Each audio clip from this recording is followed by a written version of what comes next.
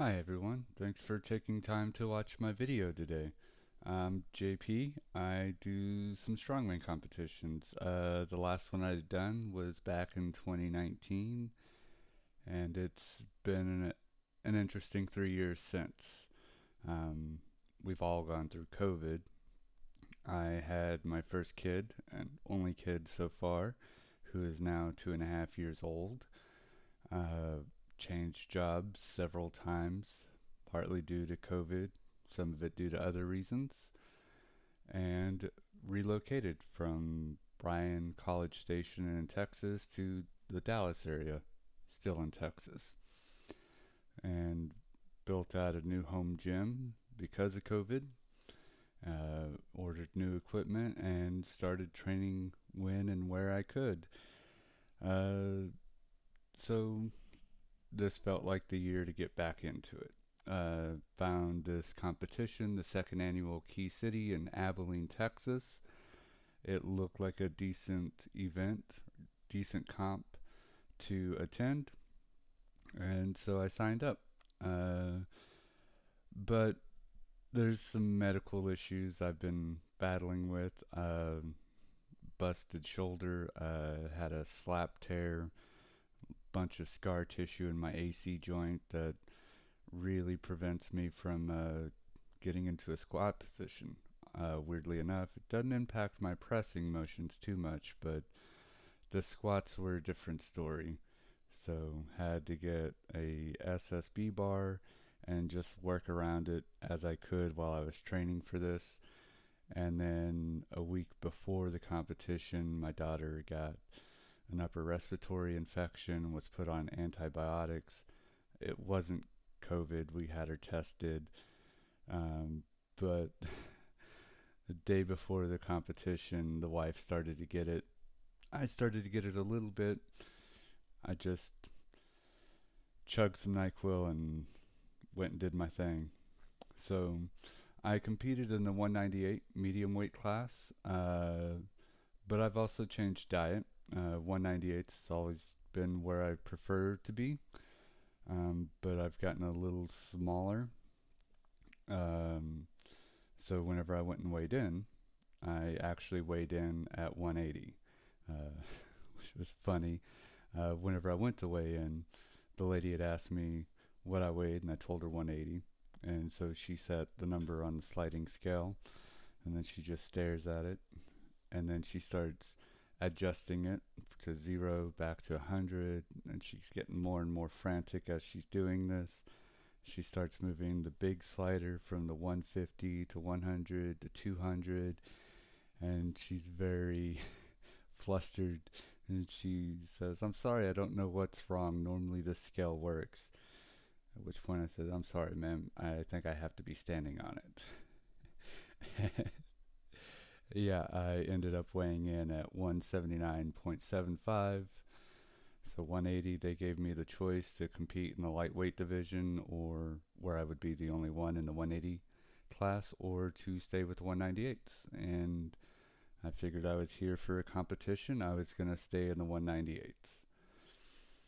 So, and then a day before, they had changed the event order. So instead of starting with max log clean and press, we started with a yoke, carry, and deadlift for reps. Here is that event. It is a 500-pound yoke.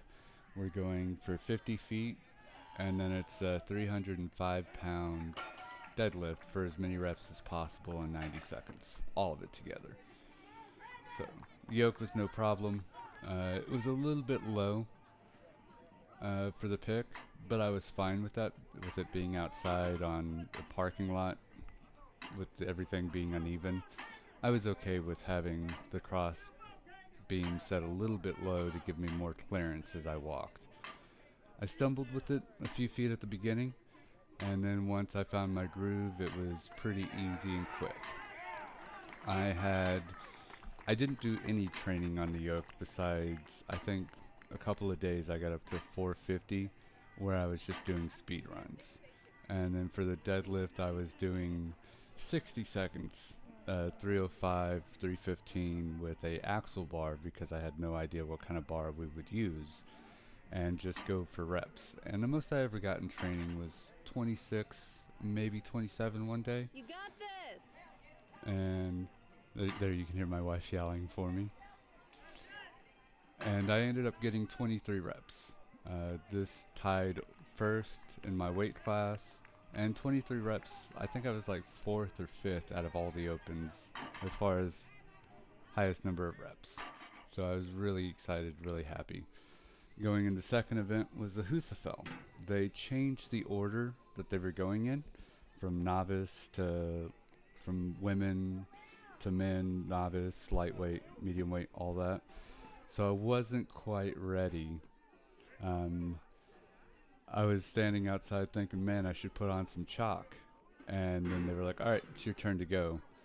And yeah, I got too cocky on this event. I should have chalked up. I should have been ready. It was just too slippery. I kept feeling it slide, and I just tapped out. Third event was this keg over bar. I believe it was a 225-pound keg over a 42-inch bar. Although that's not really a keg. That thing is huge, and I couldn't get my arms around it the way I like. And so I ended up doing this, where I tilt it, do a pick, and then just try to hug it as high as I can on my body and stand up with it. Push it over. Not too much to say about this. I trained for this by doing a 250-pound sandbag over a 48-inch bar, and I was getting around 8 a minute in training. So I think here I got 6, although they gave me credit for 5.5. And so, yeah, could have been better, but, you know, you can't account for the implements, so just do the best you can. And I ended up tying for 2nd on this event, so really happy with that. And then we had log clean and press. We'd started out with this black Titan log, as you can see in the video. And then the super heavies were on the other side, and they had just lowered the weight to let the normal guys get in on the other side. It was supposed to be 20-pound jumps, and I was exhausted. I wasn't sure how I wanted to play this, so I played it safe. I opened at 185, 205, and then 225. I wish it had been Wessel rules. I think I could have gotten 245, but ultimately I decided to just play it safe. 185, 205, 225. And the 225 looks a little shaky here, so that might have been the right call. And then for the last event was a 30-pound sandbag over a 12-foot bar. And that's actually, I think, like the 3rd PVC pipe they've had to put up. People kept doinking that. These were a lot of fun to train with. Family and friends, everybody came over and we just played with it. And I ended up getting 3rd on that event. So overall, I got 3rd. Pretty good for being 180 and running with the 198s. I'm very pleased and excited about all of it. There's not a lot that I would do different other than maybe the Husafell. I would have preferred if I'd chalked up, maybe been more focused on that event. I was still riding the high from tying for first place on the deadlift. Honestly, deadlifts are not my strongest event, and so being able to tie for first, I was super excited and just couldn't really focus on anything else other than, oh my God, I did so great on that, and I thought that was going to be my worst event. And maybe getting a little cocky and ahead of myself with, I think the rest of this is going to be easy. And it wasn't. So here you have all 3 of us who podiumed for the 198s. Ricky and Josh to my left there. Whenever I'd looked at the scoreboard after we had finished, it had me in second place, and I was even more stoked. And then whenever we went back in, sat down, they called me up for third, and so I kind of had an unpleasant look on my face. And this qualified me for nationals, which was my goal. I wanted to qualify for nationals and get an invite, and I got it. So, hooray. And then I, I'm going to have to requalify as I decide to stay at 180. And I just want to give a big thank you to everybody who helped make this possible. The event organizers, uh, Brian Alsruth in Everstate. I watch all of his videos and follow his programming pretty closely. Colton and Damien, some of my first uh, personal trainers whenever I first started this fitness journey. And Damien got me really into the strongman, helped me figure everything out. To my wife and daughter, who you see here, who spend time out in the gym with me whenever I'm training. It can be distracting some days, but more often than not, it just makes me smile. And I love having their encouragement and enthusiasm for me. As you can see here, she wants to help me fix everything. And my wife is definitely my biggest source of support. She is so helpful with the dieting, the nutrition, keeping me on point the days when I don't want to go out. She forces me to. She encourages me to. And yeah, without her, I couldn't do any of this. Thank you so much, baby. I love you. And I can't wait to see, hopefully you get the itch one day.